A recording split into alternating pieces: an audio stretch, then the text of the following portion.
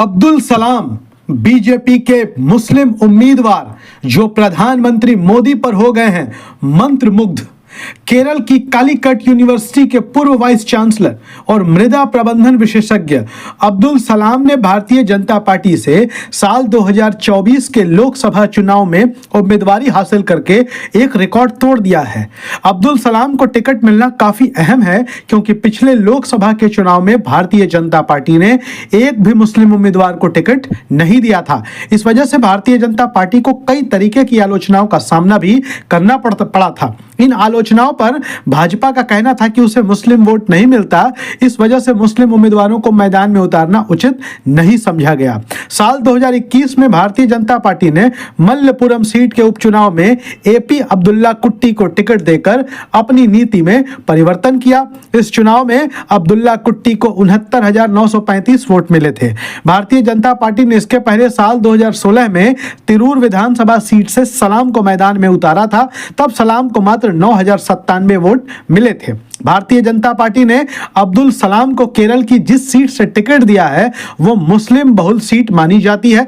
ऐसे में इसे बीजेपी की ओर से कांग्रेस, उसके नेतृत्व वाले यूनाइटेड डेमोक्रेटिक फ्रंट के घटक दलों, इंडियन यूनियन मुस्लिम लीग और लेफ्ट पार्टियों को चुनौती देने की कोशिश के रूप में देखा जा रहा है। भारतीय जनता पार्टी ने अब्दुल सलाम के नाम की घोषणा अपनी पहली सूची में जारी की है। आपको बता दें कि भारतीय जनता पार्टी ने अपनी लोकसभा उम्मीदवारों की 195 सीटों की पहली लिस्ट जारी की है और इसमें अब्दुल सलाम के नाम की घोषणा की गई है। जब अब्दुल सलाम से इस बारे में पूछा गया तो उसने कहा कि मैं आपको नंबर देता हूं, आप बीजेपी के संगठन सचिव बीएल संतोष, प्रधानमंत्री नरेंद्र मोदी जी और जेपी नड्डा जी को फोन करके पूछिए, उन्होंने मुझ में कुछ देखा होगा या शायद चुनाव जीतने वाला फैक्टर होगा।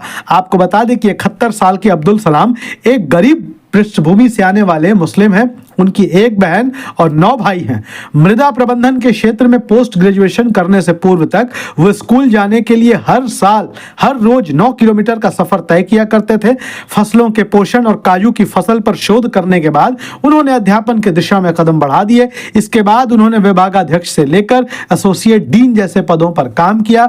उन्होंने कुवैत और सूरीनाम जैसे देशों में भी विजिटिंग प्रोफेसर के रूप में काम किया है। उन्होंने 153 पेपर्स और 13 किताबें प्रकाशित की हैं और वो साल 2011 से 2015 तक कालीकट यूनिवर्सिटी के वाइस चांसलर भी रहे हैं। आपको बता दें कि अब्दुल सलाम एक ऐसे शख्स हैं जो प्रधानमंत्री मोदी की तारीफ करते नहीं अघाते हैं। वो कहते हैं कि वो एक ऐसे शख्स हैं जिन्होंने मुझे मंत्रमुग्ध कर दिया है। अब्दुल सलाम कहते हैं कि पूरी दुनिया आज मोदी जी के आसपास घूम रही है। ये उनकी शख्सियत, उनकी सोच, उनका मिशन और उनके काम करने की ताकत है। उनके मन में सबको साथ लेकर चलने का भाव है। वो पूरे देश को एक नजर से देखते हैं। आप ऐसे किसी दूसरे नेता का नाम लीजिए, मैं उनके साथ खड़ा हो जाऊंगा। मैंने पिछले 21 सालों से उन्हें गुजरात से लेकर दिल्ली तक पहुंचते देखा है। मोदी की कथित मुसलमान विरोधी छवि पर अब्दुल सलाम कहते हैं ये मोदी विरोधी लोगों की ओर से गढ़ा हुआ नैरेटिव है। असलियत है कि सब फर्जी है। वो कभी किसी भी घटना के लिए सीधे तौर पर जिम्मेदार नहीं थे।